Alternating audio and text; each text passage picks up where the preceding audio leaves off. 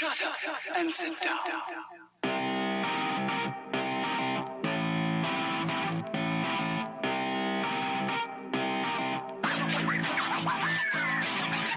Vegas Rock Dog Radio. Pets, people, pop culture. Let's bring on the host, Sam, the queen of rock and roll dogs. Welcome to the show, everyone. It's a sunny day here in Las Vegas, and I'm not sure where you are in the world. You could have sunshine, you could have rain, who knows? I know in England they had what they call a summer, and then they were begging for some rain, and I guess they got some flooding. So be careful what you ask for. That's all I'm saying. Anyway, it's a great day in Las Vegas, and we're going to have a great show today. It's just me. You know, I do these shows once in a while. I've got lots of great news stories, a couple of great articles as well. And we're going to have a ton of stuff going on, basically. It's chock-a-block, the stuff. I hopefully can fit it all in because I'm not sure if I'll be able to. I put a lot of content together for the show today. Anyway, so if you're listening in, for the first time in particular, welcome to the show. I'm Sam, the queen of rock and roll dogs, and you are listening to Vegas Rock Dog Radio. It's a rock and roll show all about pets, people, and pop culture. And like I said, I'm live from Las Vegas, just minutes from the Strip at the Show Creator Studios. So you can hop on over to showcreatorstudios.com. See how fabulous this place is, and it's radio, it's TV, it's rehearsal, it's recording, you name it, it goes on here. And I mean, good company, because Penn Jillette of Penn and Teller also has a radio show here too. So I mean, very, very good company. Okay, so if you want to connect with me on the internet, and I love to connect with as many people as I possibly can. I learn a lot about my listeners. I learn a lot from my listeners. I learn a lot from professionals in the animal world by interacting with them on social media. So it's very crucial, I think, for the show to have that connection with everyone. And people send me stories, they send me articles, and they'll say, hey, I've got some new research we're working on. And so I do love that, particularly on Twitter. Twitter is for me, very positive too. Facebook is a little bit, not on my business page, but I think Facebook is more of people get to be a little bit too, moaning and groaning, which is going to tie me into a story I'm going to tell you about later, an article. But Twitter is quick, it's fast, it's easy. People are getting information out. They just want to say a quick hello, and it's very positive. Same with Instagram. Same thing, particularly when you post pictures of your pets. People are always very nice about that. Well, this is how you're going to connect with me. And the main place is where you can find all the information on the show is vegasrockdogradio.com. And that's the hub for the show. You can listen to the show live straight through the website. You can also listen to the show through iTunes on the archives. You can also listen to the show, and this is my newest edition. This is probably the biggest news I've had all year. I wanted to get my show on iHeartRadio for the longest time.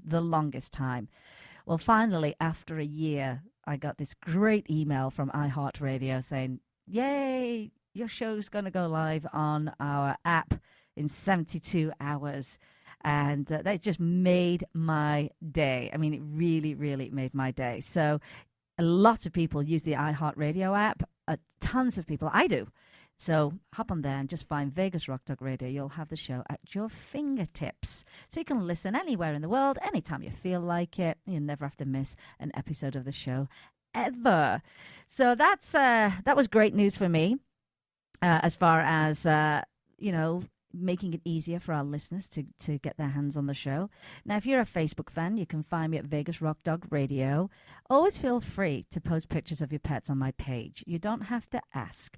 I love to see everyone's pets. Don't forget to tell me their name. And, most people will say, oh, this is my dog Trevor. And, he's very cheeky, loves to steal socks. And I love that because, I want to know about your pets. And so feel free to do that. Post anytime you want on my page who your pets are, who's living in your home, which is their forever home. We do Periscope, and I'll probably do some Periscope today because I've got a little event later on. So Periscope is Vegas Rock Dog. Facebook is Vegas Rock Dog Radio. Twitter is Vegas Rock Dog Show. Drop the W at the end. And Instagram is Vegas Rock Dog. So basically, if you go on the internet and you search Vegas Rock Dog Radio, Vegas Rock Dog Show, the Queen of Rock and Roll Dog. You'll find it. It's really easy. Now, if you want to pick up some rock and roll clothing for you and your pets, you can hop over to our other website, which is vegasrockdog.com, and we do sell, really great rock and roll T-shirts and tank tops for both yourself and for your pets. We also do sell accessories and like collapsible bowls and you name it, bow ties, rock and roll rosettes, you name it, we sell it over there. Some really, really cool stuff. And what else do you need to know about? Well, I think you need to know about our blog, therockandrolldog.com. And that's where all those reviews happen, the giveaways happen, tell you who's coming on the show. We also then put the show back up on the blog so that if you missed it, you get another chance to listen in. And generally fun stuff on there. That's the rockandrolldog.com. Don't forget to subscribe. I'm going to be giving away a very useful ebook in the next couple of weeks. A very useful one. I'm not going to tell you what it is just yet. It's not quite ready. So if you're already on the subscribe list, you're going to be able to get that in your email box without even asking, as I send out a newsletter once it launches. And you will find it very useful. Hopefully you would never have to use it. That's all I'm saying. But it's something you'll be able to reference to if necessary. What else? Oh, we have our own app. Not many people have their own app, but we do. And you'll go to yapp.us, yapp.us. You'll download this free app, and then you will download Vegas Rock Dog Radio. And again, another at your fingertips app, all about our show. And you can listen live straight through the app as well. And I think that's enough. I think there's plenty of places to be to be looking for us. But I do in particular love Twitter. We hit over 18,000 followers. I want to say thank you for everybody that does follow us and that they do interact with us. I absolutely love it. Absolutely love it. And it's kind of the place I've always gone to get my news.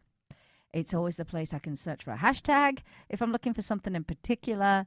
It's also to find out what's trending right now, because Twitter is very quick, very in the moment. And there's another thing I do use Twitter for. So I use it to find people that I'm looking for, topics by using hashtags, trending topics, news. What else do I use it for? This is what I use it for. If you want a really good laugh when there's an award show on, or something like a music award show, or like the Oscars, or anything like that, or a concert, go to Twitter. You will find some of the funniest comments from people on there, especially when funny stuff happens on these awards, or someone wears an odd dress or something like that. It's just really a funny place to be. People are very, very witty. Now, I don't know if you know this, but as I say, hashtags are something you search quite easily on Twitter or Instagram, but you can actually do that on Facebook as well. And lots of people don't know that. So you can put a hashtag in and you can find everything related to that hashtag, whether it's videos, photographs, or articles, or people, or pages, or groups. And it's actually a really, really great tool. It would actually be a good tool for rescues if they're looking for sponsorship. And if you're looking for certain sponsorships in a certain location. Yeah, so it's a very, very useful tool. Lots of people don't use it in that way. But Facebook's forever changing. Sometimes not always for the best reasons. For business owners, it's a little bit frustrating because they're always wanting us to pay money for something.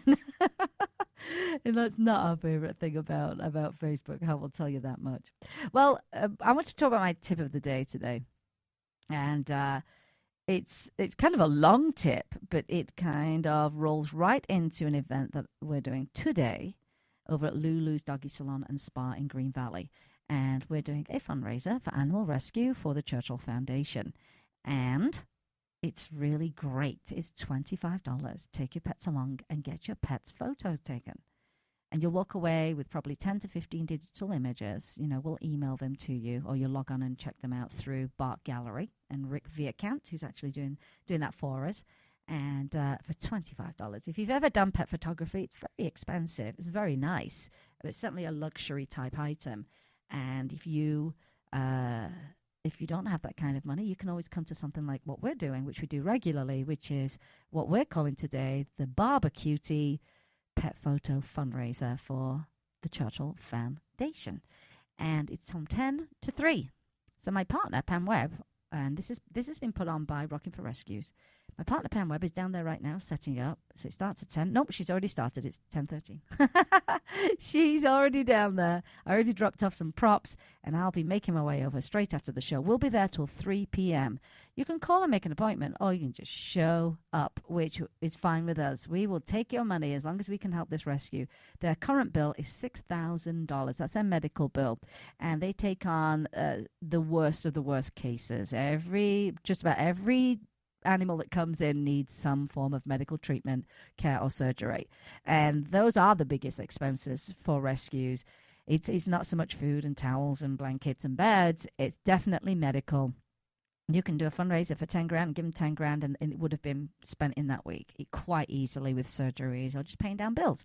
So we want to help them do that. And they're a very responsible rescue in the fact that they have put a hold on intake of animals because they don't want to get in a situation which a lot of rescues do, which is continuing to take animals in and your bill's getting bigger and bigger and bigger and you're not paying down the debt and then the stress and you're just in a pauper mode. You're in pauper mode. And so it's a very responsible thing to do, to put a little hold on intake, gives you time to breathe, gives you some time to focus on raising some money to pay down those bills and then start your work up again. And this is why I'm on the board of Rocking for Rescues, because that's what we do. We raise money to alleviate the financial pressure on rescues. Now, it's not just in Vegas. We've helped rescues all over the country. And if you are a rescue that needs some help, you can contact us. Just go to rockingforrescues.org, O-R-G, and the number 4 for Rocking for Rescues. And you can just send us a quick email, say, hey, we'd love to be considered. You do need to be a 501c3. That's important to us. And a little bit of background about you is really important too. Sell yourself to us. Lots of people do email us and get on our list, and we try and help you wherever we can. Whether it's, hey, we've got an extra $200 we can send you, or whether it's, hey, here's $7,000. So today our goal is to get as many pet parents down there with their pets. You can be in the photographs yourselves. Often it's easier than trying to get your dog or your cat or your guinea pig to sit still. But we are very good. We've got some good techniques that we do use. But if you want to be in the picture, of course you can be in the picture. And it is what we call a Barbecutie theme, a summer theme. It's like a summer picnic barbecue themed out photo session today. That's till 3 p.m.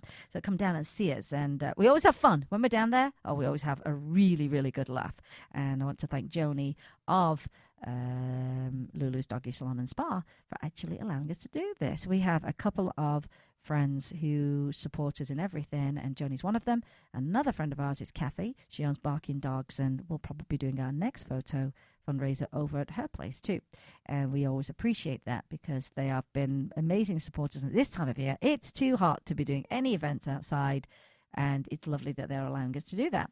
If you are a rescue, I know it's a time of year where it's difficult to actually raise funds because a lot of you raise funds or get donations through your outdoor rescue events. But it is too hot in Vegas right now for any of that. And you have to then start to become a little bit creative. So, look to your grooming places, look to your pet stores and say, hey, can we team up with a photographer who will donate time or at least a portion of what you pay back to our rescue, and would you allow us to do it in your facility? It's important your dogs are not and cats are not in the heat. And that's going to be another topic I'm going to talk about probably next week because I did see a rescue last week who had dogs outside that should never have been outside. It was 108 degrees. And they were outside a major pet retailer's store, which for a fact I know that they allow them to be inside. So there's no excuse. I had heard, it's because we don't think people will see us if we're inside. Well, I'm sorry. I'm not buying that. And it's when you wait up, I'm sorry. Get the pets inside. Get the pets inside. It's more enjoyable for everybody who's running a rescue adoption event. Cannot be on the sidewalk, on concrete, in the heat. You cannot do it. I find it to be irresponsible. And having made a few phone calls and finding out that, no, they're allowed to be inside the store. I mean, it would be crazy if they said no. I mean, hello, they are a big major pet retailer. I think those people should stand out there on their bare feet for a minute or two, and then that will change their mind. I mean, these are rescues. These are rescues, and there were people defending it. Well, people got offended, as if they were saying, "Oh, they're a horrible rescue." No, they probably didn't think it through properly. It's not that beneficial, to be outside in the heat just because you think more people are going to see you. It's not. It's not good for the animals. And so people were defending it. It was not that hot. Well, I didn't see any of those people saying that, spending their entire day just sat outside on the sidewalks. Just bring them in. And if you're unsure, then reach out to the manager of the facility that you're at and say, hey, can we bring these pets in? But if it's a no, be done with it. And then start being creative with your other fundraising events. But yeah, that bothered me too. I didn't like that. It's just common sense to me. And we are super hot right now. It's horrible. We do have in a couple of weeks Stephen Wells coming on the show from the Animal Legal Defense Fund. And I've been wanting to have the organization on the show for quite some time. And we are definitely going to talk about dogs in hot cars with them. They do have a fantastic, what do you call it, a sunshade for the car? We call it a windscreen cover. What do you call it, a sunshade? You mean the visor cover is that what thingy? Is that what they call it? It's a thingy. It's a sun visor in front of your car. I don't know. What do we call those? Shades. Sunshade. Just a shade. Okay. But they have a very good message printed on the outside of it, which is don't leave your dogs in hot cars, and this is what you're going to do. So I love that. I mean, I slap mine on the front of my car when I go to the gym, and a lot of people get to see that. So if you want to pick one up, you can go to the Animal Legal Defense Fund website and pick yours up. I think they had a deal on them last week at $15, which is nothing to spread a message. Wonderful.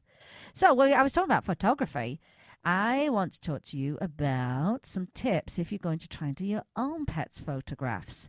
And I myself, as many of you know, because you follow me, I take a million pictures of my pets every day. For the most part, I'm going to say about 99.9% of the time, I use my iPhone 6 Plus to do that. It's convenient and it shoots in 4K, which is quality beyond. And it's a dream for anyone that loves to take pictures of pets. Today I want to give you some tips on how you can take photos of your pets, even if you're just using your normal phone. As I said, the quality of cameras now has improved incredibly, hasn't it, Jim, over the last couple of years?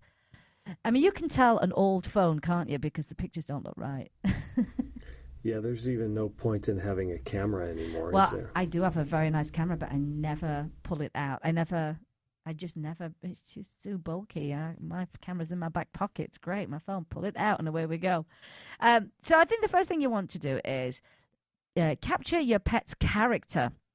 You don't want to do pictures trying to do something that doesn't make sense with their little personalities and their characters, because you want to try and get them to be natural and just get great pictures.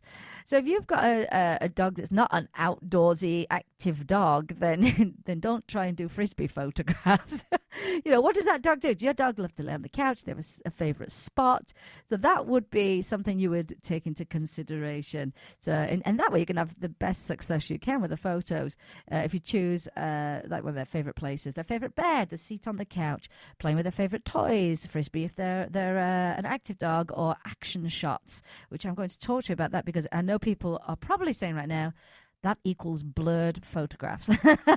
But I have a trick that you will not believe, and it's fantastic, and I've used it a million times. When it comes to equipment, and when I talk about equipment, I'm really talking about toys and treats. They're your best friends when it comes to taking photographs. So make sure you've got plenty of those on hand. I think that one of the best things you can do is actually feed your pet before you do photographs. They are usually a little more relaxed after they've had a little bite to eat. So that would help you. And you're going to have your toys and your treats, because these are your great incentives.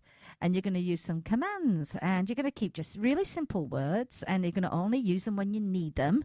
So you don't want to be rapid fire going, here, look here, Fido, look here, look, smile, look here, treats. That's not going to help. You sound like a crazy woman. Well, some people do when they're trying to take pictures of their pets. So keep it very simple. No rapid fire commands. And because it only stands to cause distraction and certainly some chaos when you're doing your photographs. And of course, when you get great shots, you get a bunch of them, then you reward and treats and lots of kisses and cuddles. And they'll start to go, oh, I kind of like this little modeling gig that I'm on right now. And when you're actually photographing, you're going to aim for the eyes, because that's where is the most expressive part of their little faces, is their other eyes. And just focus on in. That's a lot to do with photography. People sometimes just pick up their phone, snap a picture, and don't really look at what they need and what they want out of a photograph. And it's something I learned through going through a photography course at the university, and obviously through trial and error. Particularly when I was doing black and white photography, I forgot that I was supposed to look at contrast, whites, blacks. How would this look in black and white? And I would photograph something that, say, had a red chair in it, and it had that red's going to pop, and forgetting I was doing black and white photography, which is a whole different thing. You've got to look at things differently. Does it look like murky grays, or is it got great contrast? Would that make for a great photograph? So when it comes to that, look through the lens. You're looking for what you want out of your photograph. And in pets, it's going to be their cute eyes, or you might want to focus on some cute little tongue that hangs out to the side, or maybe their tail wagging. Just figure out what it is that you need, and have a little bit of focus on that. Now, of course, you probably need to get on level with them. That means, well, I'll be filthy this afternoon after we've done our shoot, because, take your shoes off and get down on your knees, lay down on your belly, and you'll be able to get some really, really good shots up close and personal. You're really close to your pet. It makes it easy to actually treat them too when you're doing that kind of photography. So you'll just crawl on in there and get as many great expressive or dramatic shots that you possibly can, so you can get in nice and close. Now, one thing you do need to avoid is flash. Lots of pets do not like flash, and it can scare them and cause quite a bit of distress. So avoid flash. Natural light always looks beautiful. You cannot beat natural light, and you won't have to worry too much about, I tried to use a flash and it washed out my white dog's fur, or, oh gosh, I got the red eyes on this. And I know you can correct those things after, but it never looks great with flash. So natural daylight is beautiful, and if you can aim for that, it's perfect. So you'll have to pick your time of day as well when it comes to taking your photographs. And of course, you want to try not to be distracted, so don't have a million people there, and don't have all your dogs there and your cats and this, that, and the other. If you're doing one at a time, keep it nice and uncluttered, free of distraction, and remove anything. If you're doing it in the house, remove anything in the background that could just take away from the actual photographs itself. Or you could do a little backdrop, and maybe it's a plain coloured wall, maybe it's just the grass in your garden. Think about keeping your subject the subject. And I already talked about getting on their level, so you're going to get down on your belly there. And we already talked about food, so they can be relaxed. So give them a little something before the shoot itself. Now here's the tip that's probably going to blow your mind, and that is particularly when it comes to action shots. Like I say, often it can be blurred, and you're like, oh my gosh, my dog looks like Bigfoot. I'm going to give up. How do they get those shots where they jump up and catch the frisbee? Well, this is a little trick of mine. Film your pet. Actually, film your pet. If you are using an iPhone, you need to, and probably with the other smartphones, turn your phone so that it is actually in landscape mode, which is horizontal. If you do it vertical or portrait style, you get black bars at the either side of your footage. So you want to avoid that. You want it to fill the screen. So flip your camera around the other way and film. And keep nice and steady, and you can be someone can be throwing the frisbee, or they can be running or playing with their toys. Then what you're going to do is you're going to look back on your footage, and you're going to pause where you see good images. Yeah, so you might be able to catch that frisbee in the air and your dog in the air, and you're going to take a screenshot. Have you ever heard of that, Jim? You've heard of that? Is that because I've told you about it?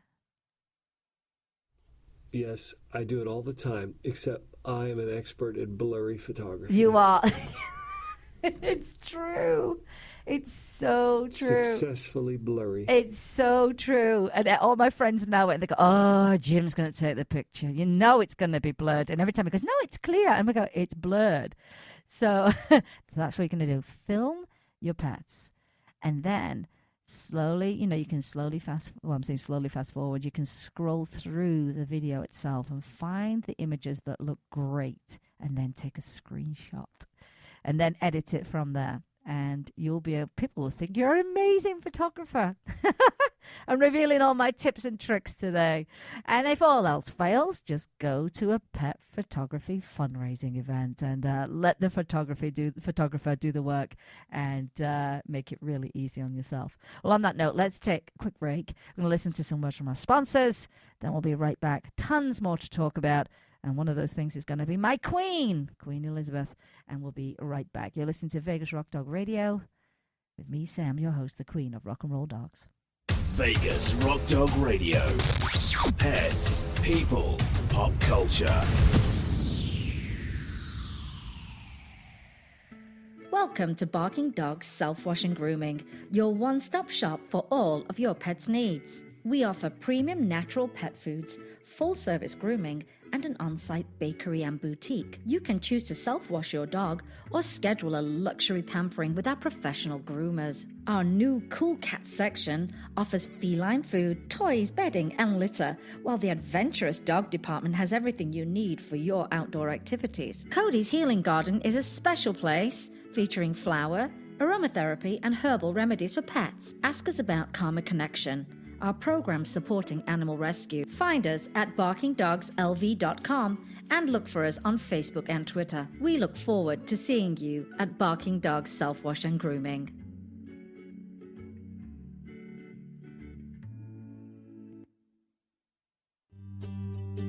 Pet Scene Magazine is dedicated to Las Vegas pets and the people who love them. It's a source of news and information for pet lovers, as well as offering valuable coupons and specials on pet products and services. Find them online at www.lvpetscene.com or look for them on Facebook. Vegas Rock Dog Radio. Pets, people, pop culture.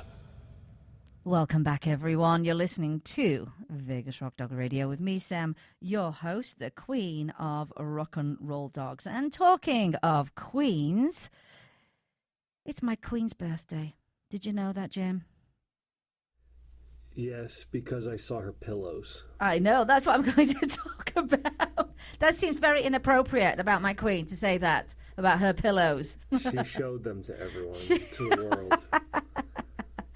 What Queen's talking about? What Jim's talking about is that Queen Elizabeth, it's her 90th birthday. Anyone deserves a medal just for that, getting to 90. Her birthday's actually in April. It's actually on my sister's birthday, which is April 21st. But monarchs tended to celebrate their birthdays in summer because of the beautiful summer weather in England. But this is what I love about this story, and I picked this up off Pet Guide, from Pet Guide, and it was the Spoonflower, which is actually a fabric company. They had made, in honor of her birthday, they'd made the Queen into a life-sized plush cushion. Life-sized. They'd also made 90 plush corgis. So basically, a big giant queen pillow and 90 corgi pillows. And I thought it was so funny and so cute, and actually brilliant marketing, if you ask me, for a fabric company where you can actually get custom fabric made with them. And I have actually used them before. And it's a great photograph. I thought it was brilliant. Absolutely brilliant. So now I want my own plush queen. She has to be full size, though. I need a full size queen in my house. That's what I need. I thought that was a really, really funny little piece of news. But gosh, can you imagine? Their website probably crashed after they put that up there. It probably crashed. But they had the queen in a cheeky little stance, like she was sneaking behind a wall and just poking her head out. I thought it was hilarious. So that was a really, really great piece of news this week for the Queen's birthday. And I wish I was home for it. When things like this happen in England, the royal wedding of Charles and Diana, Will and Kate, royal births, jubilees, silver, gold jubilee, diamond. Those kind of events in England are really celebrated by the whole country. I can't tell you how fantastic the atmosphere is. It's like it's Christmas. It's just everybody's in such a great mood, and so many great things go on as part of, the Queen's birthday. There'll be celebrations across the country. There'll be people throwing special street parties. And I don't know if you know much about street parties, but the street parties were common after the war. My mum tells me about these, when the war was over. And I've never experienced that, but, my mum is a small girl, and then, being told the war is over, she says it's the most amazing feeling. The happiness of the country was unbelievable. So people would drag out the tables all on the street, line them end to end, all the way down the street. People bring food and chairs, and they put buntings up and music and dancing and just celebrating. It's a great tradition that we have in England, and I know tons of that will be going on. So I almost wish I was home for all of that. But a little piece of home is coming to me next week. My twin sister, my brother-in-law Mark, and her kids, so my niece and nephew, Shelley and Mason, are coming to Vegas. So they'll be here in less than a week.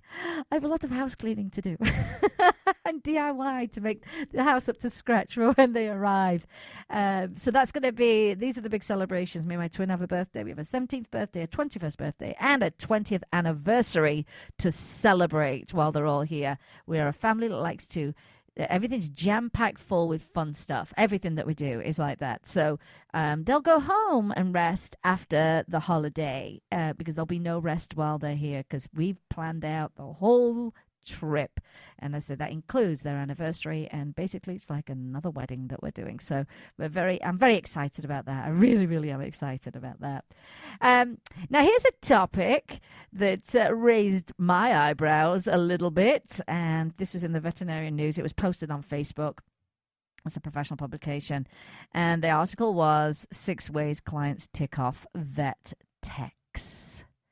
I thought, okay, interesting thing. Well, at least it's a headline that caught my attention, which is an important part of writing, is to catch attention. So they caught mine and a few other people too. I unfortunately found it to be a very negative article. I found it to be completely unhelpful. It was basically a griping and moaning article with 6 points, six articles, 6 points to moan about, being a vet tech. And it ranged from, I can't stand it when clients use a cell phone, to I thought this was odd. That they tell me they know their pets better than the vet tech. Well, I'm gonna take a guess on this one. Yeah, I know my pets so well that's probably why I've ended up in the vet in the first place, because something is out of the ordinary. So I didn't agree with that one. I really didn't. I just didn't. I mean, not as far as medical stuff, of course, but I know my pets so well that I know if something's different, I know instantly.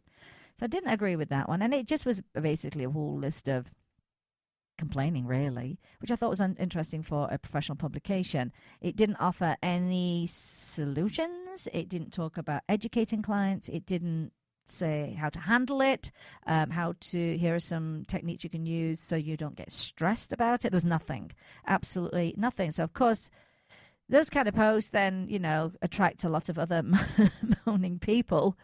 Clearly, I'm going to say we're probably in the veterinarian world who jumped on the bandwagon and just, it was just a whole bunch of moaning, which, I don't know. I don't want that on my page, that's for sure. But as someone who does a radio show, someone who's also a client, I didn't like that at all. I'm not saying clients aren't like that. I'm not saying, it's okay for them to be on their phone yapping away when you're trying to deal with the veterinarian or the vet tech. That's not cool. But I am a client, and I love my pets enough to bring them there to you because I trust you, and I don't want to be met with any kind of hostility. Maybe because I was on my phone. Maybe I was still on an emergency phone call. Maybe that's what was happening when I was going into the vet. So I didn't like that from a client perspective. I didn't think it was very good from a professional perspective either. Because I'm like, oh, wow, now you put a big fat wedge between the people who actually go to your Facebook page. And I don't generally comment too much because, of course, I've got a radio show. I can do it this way. But I did make a comment, and I just, gosh, I found that rather a negative article. Didn't think it was that helpful. Not sure how that's helpful to the professionals or to the clients. How strange. For me, it was a missed opportunity, if you ask me. Then someone said underneath, well, it's just really good to be able to vent with other people in the same industry. Aren't there private Facebook groups for that? I just don't think it was the right. I don't think it's the right forum because I'm a client, you know. And so I didn't think it didn't make any sense to me whatsoever. But I feel like it didn't show them in a good light at all because it made them seem completely uncaring, and not valuing the client who comes in. And as you all know, it is not cheap to pay for veterinarian services. So yeah, I expect some service when I go in and not some hostility. So it had me thinking, how can we improve that relationship? If they feel that bad about the relationship, how can they improve it? And what it would be a great topic for the future, which I'm going to definitely talk about. Most definitely, I'm going to piece it together, and I'm going to ask some veterinarians and vet techs, hey, what would you suggest if a client comes in and insists that the dog's okay, they only took half of their prescription, they didn't complete the actual prescription to the end of its course? What's the best way to, ask a client to not use their phone? Those kind of things. So that's what I'm going to do. I'm going to piece it all together, and we'll make it out to something useful. And so one of them was, it was griping about the cell phones. I mean, in the grand scheme of things in a job, it's not the biggest deal, really. No job's perfect, people. And it could be a matter of there's a sign on the door when you come in, please silence your phones, or the reception tells them, at the moment, can you not use your phone? We're trying to keep it nice and quiet and calm for the animals that are here because it can distress them with a lot of noise and action going on. Or they could say to them, once you get into your appointment, into the room itself, the examination room, could I ask you to just turn your phone off? They could have some more signage in there. So I'm going to put something together. We're going to ask our professionals, and I'm going to ask our clients, what is it that you don't like that a vet tech does when you get there? That kind of thing. And we can ask the vet techs what they would need from the clients. So let's see if we can be a little bit, constructive here. But yeah, what a whinge. I don't want to hear whinging stuff from a professional publication. It was just weird. It was just really, really weird. Jim, do you think we'll take another quick break? Yeah, let's do that. Let's take another quick break. Okay. We'll be right back. You're listening to Vegas Rock Dog Radio. I am Sam, the Queen of Rock and Roll Dogs. And you're listening to the best show for pets, people, and pop culture. We'll be right back. Vegas Rock Dog Radio. Pets, people, pop culture.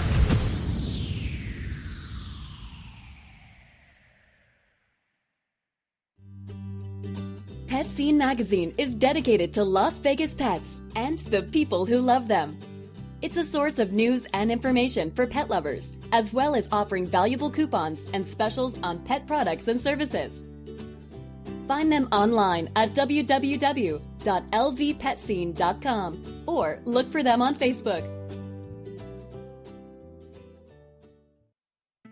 Welcome to Barking Dogs Self-Wash and Grooming, your one-stop shop for all of your pet's needs. We offer premium natural pet foods, full-service grooming, and an on-site bakery and boutique. You can choose to self-wash your dog or schedule a luxury pampering with our professional groomers. Our new Cool Cat section offers feline food, toys, bedding, and litter, while the adventurous dog department has everything you need for your outdoor activities. Cody's Healing Garden is a special place featuring flower, aromatherapy, and herbal remedies for pets. Ask us about Karma Connection, our program supporting animal rescue. Find us at barkingdogslv.com and look for us on Facebook and Twitter. We look forward to seeing you at Barking Dogs Self-Wash and Grooming.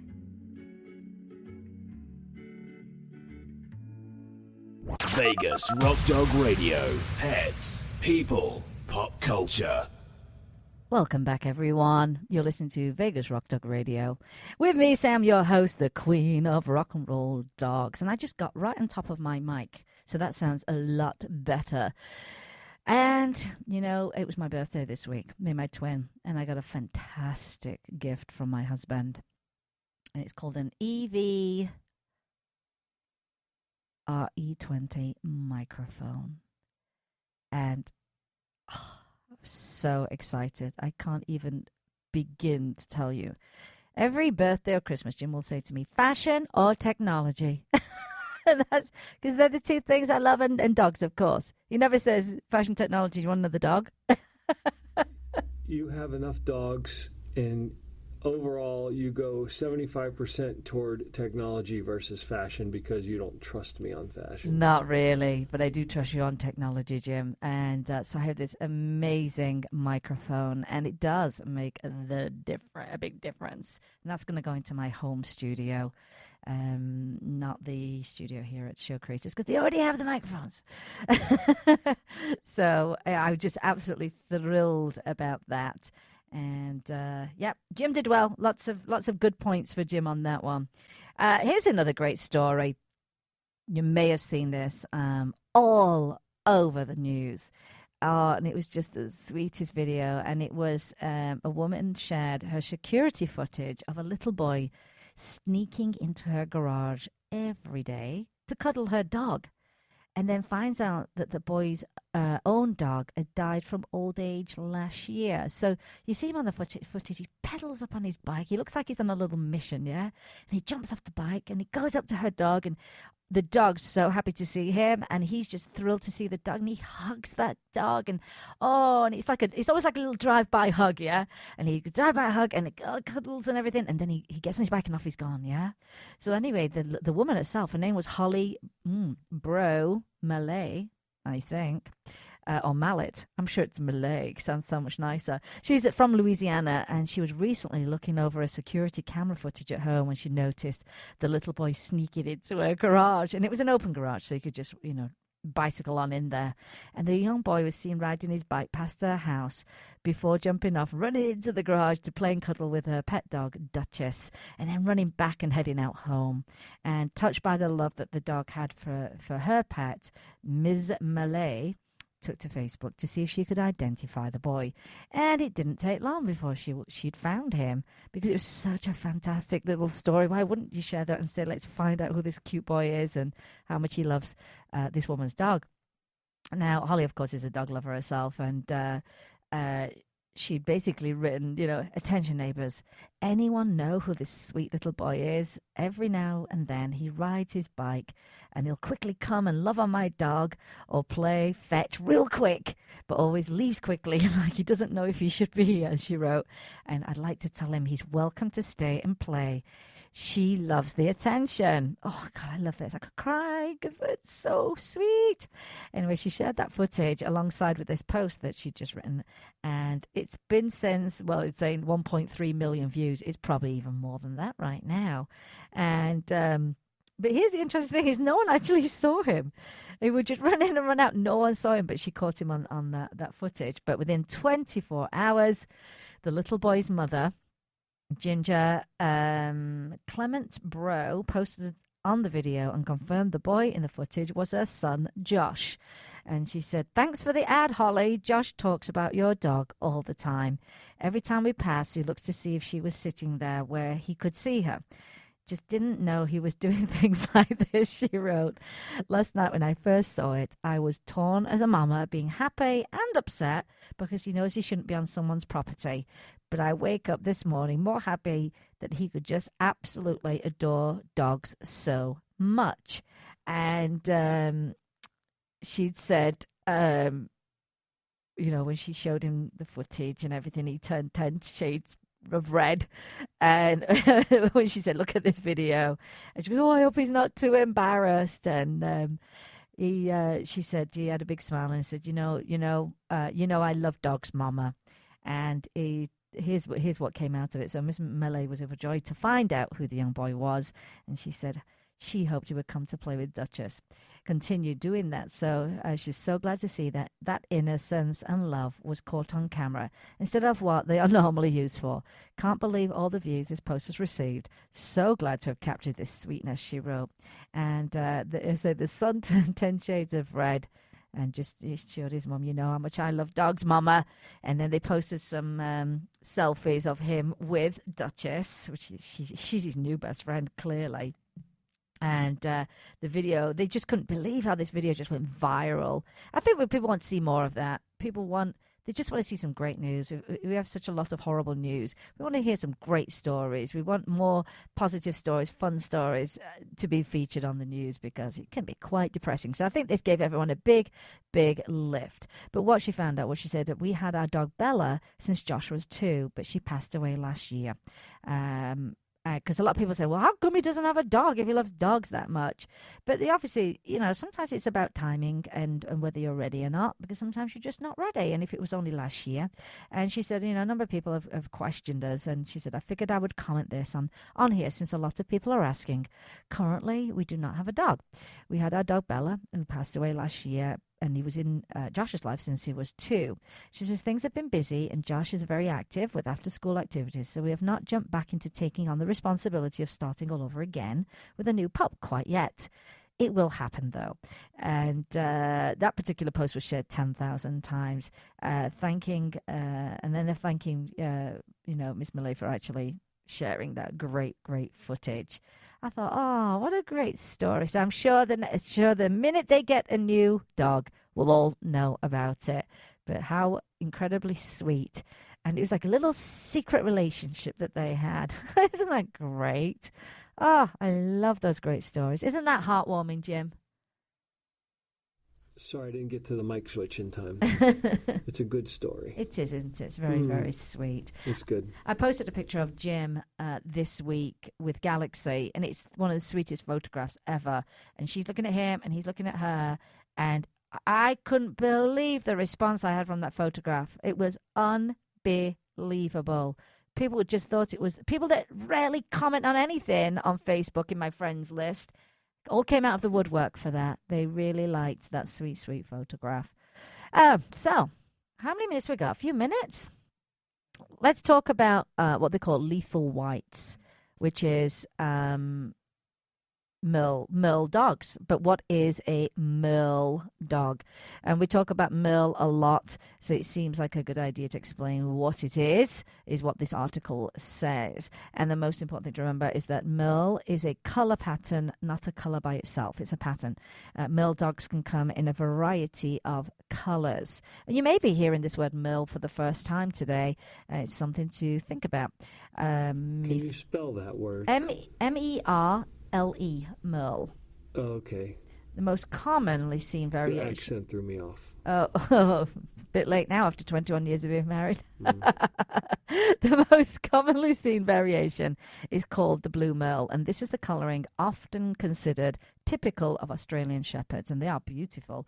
But a blue Merle is actually a black dog, with the black broken up into irregular shaped patches by grey, and Merle is the grey, the lighter part of the coat's colouring, not the black patches. The lighter part of the coat can vary considerably from very light powdery blue to very dark, almost black steel blue. Some dogs will be heavily merled, where most of their coat is grey with only a few patches of black. Other dogs will be lightly merled, where their coat is mostly black with small areas of merle. These dogs are often referred to as phantom or cryptic merles because they appear at first glance to be a solid colour. These dogs are still genetically merled, though, and will produce as such. Merles are commonly red, or they say brown, and any merle dog may or not have copper, tan they call it, points and white trim. It's also possible to have merle in other colours, such as sable, yellow, fawn, and dilute blue or red. They are harder to identify as such without experienced help. All of the above information applies to any colour of merle, and Harlequin Danes are also merles, even though only the solid colour remains. So what is a double merle? A double merle is a common term for homozygous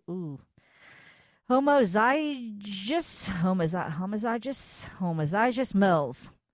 dogs with 2 copies of the Merle gene, basically. These dogs are also sometimes inaccurately referred to as lethal whites. And this is considered by many to be a derogatory term. I would say that, yes, that feels horrible. It doesn't sound good.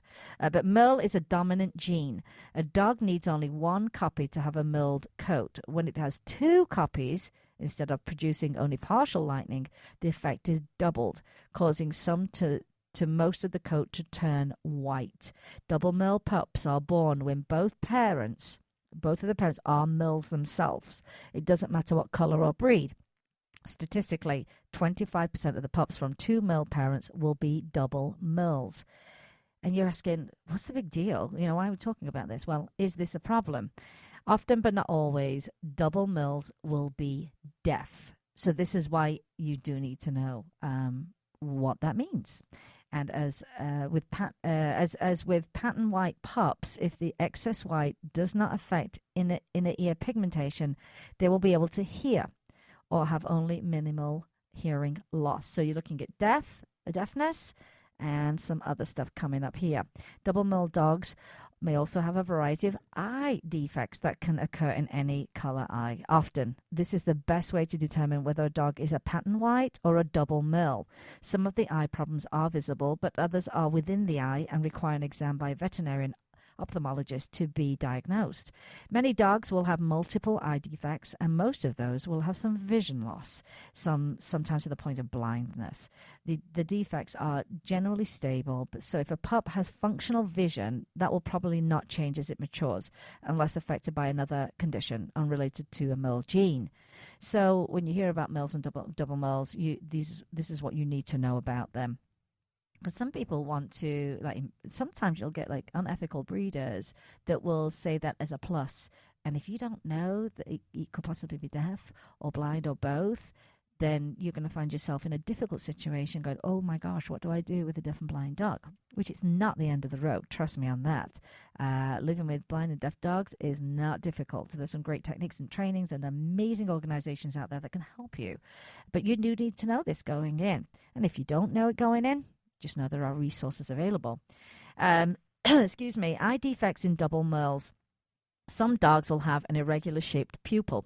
The pupil may have spiky projections called starburst or jagged irregular edges called eccentric. This is not the same as a coloboma, which can occur in the eye of the dog or human or any color or pattern.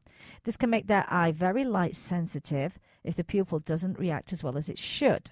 And be aware that some dogs with no vision defects can have darker pigment in their iris, which can resemble a misshapen pupil. So look closely to be sure that what you're seeing is what you're seeing. Often it is the best to get the opinion of the professional itself. Their pupil can be subluxated, which is basically a common term is dropped pupil, where the pupil is not centered in the iris. When the pupil is off just a bit, the dogs seem to cope well, but can have trouble when the condition is more pronounced. Microphthalmia, or an abnormally small eye, is the most common eye defect seen in these types of Merles. And this can vary from just noticeable to appearing to having no eye at all. And usually the smaller the eye, the more of the third eyelid that is permanently visible and the more vision trouble they will have. So that's another condition. But are there any more problems? But this article says no. Although you may hear otherwise, these are the only known health problems proven to be associated with a homozygous Merles. And stories abound about internal organs problems or allergies or immune system problems or a shortened lifespan. The fact of the matter is that many of their normally pigmented kindred suffer from the same problems, yes. And remember, though, that not all double Merles are deaf and not all are blind, and very few are both. And so where did these white Aussies come from, these Aussie dogs? They are basically 2 ways for Australian Shepherds to have too much white in their coats. The first is commonly called pattern white, and the second is called double Merle. Neither one is a form of albinism. And what is a pattern white? Pattern white and mismark Aussies are one and the same. Pattern white pups simply have more white than they should. They can be either Merle or solid. They may have too much white trim, One side of their face or both may be white, or they may have color on their head, but very little anywhere else on the body. On rare occasions, they can even be completely white. Most often, they are born into litters where one parent is a merle and the other is a solid, but can occur in other litters as well. Sometimes it is possible to predict that there may be pattern white pups in the litter based on the amount of white in the parents, but it can also come as a complete surprise. There you go. So they say again, is this a problem? And it can be. And in order for any animal to be able to hear, the tiny hairs in the inner ear need to be pigmented. That's mind-blowing. Jim's eyebrows just went up there.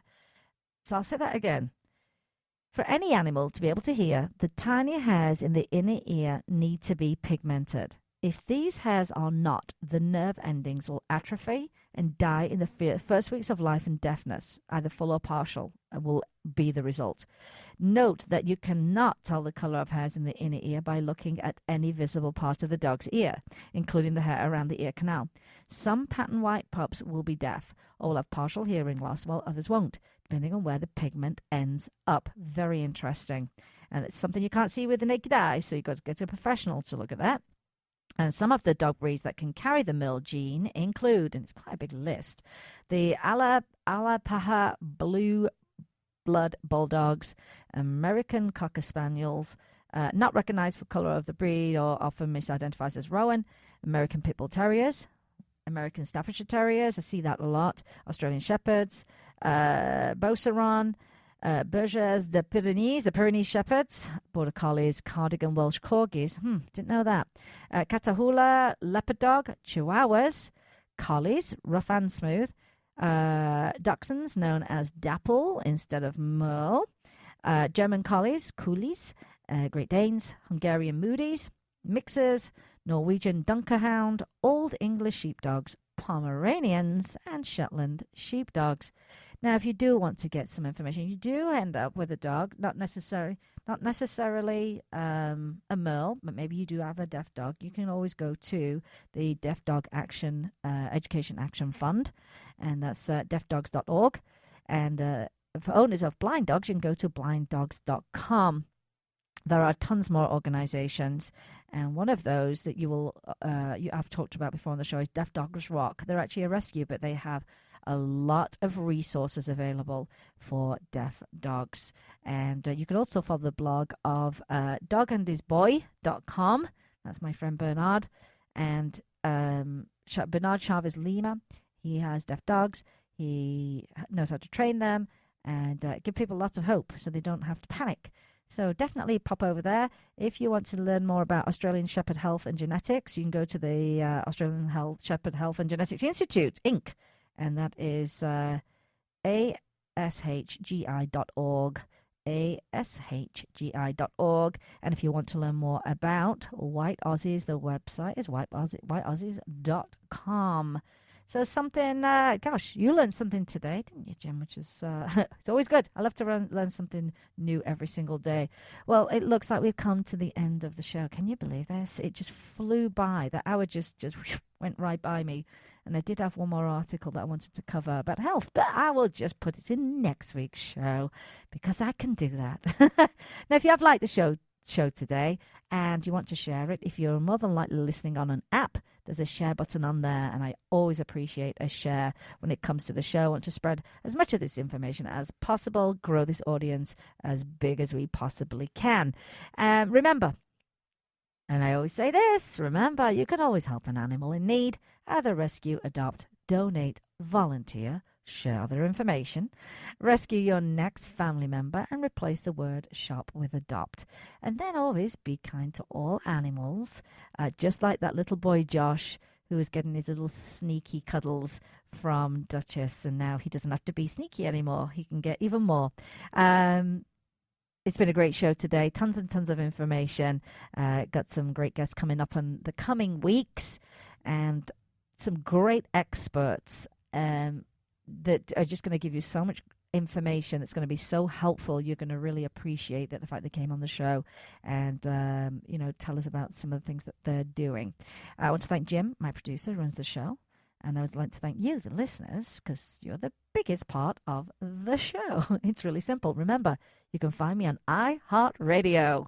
It's the best news I've had all week. And you've been listening to Vegas Rock Dog Radio, where it is all about pets, people, and pop culture. I'm your host, Sam, the queen of rock and roll dogs. And always kiss your pets. Good morning and good night. And I will see you next time. Shut up and sit down.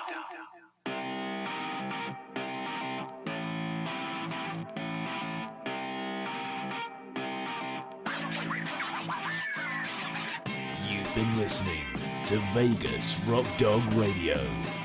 Pets, people, pop culture.